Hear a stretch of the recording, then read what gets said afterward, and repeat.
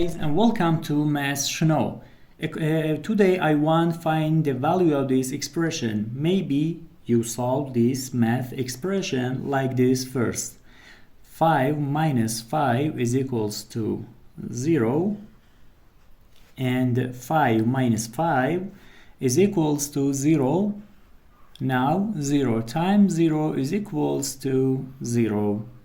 But this answer is not correct. According to the rules of mathematics PEMDAS,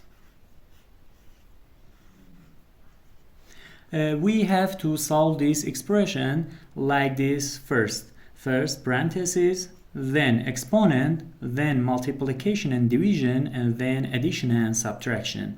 Now we have here 5 minus 5 times 5 minus 5. We must solve this multiplication first, not this subtraction. So we have here 5 times 5 gives us 25.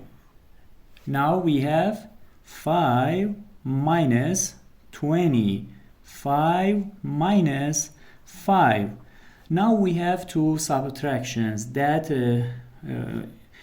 we have to solve from left to right. Now 5 minus 25 is equals to negative 20. Now negative 20 minus 5 gives us negative 25.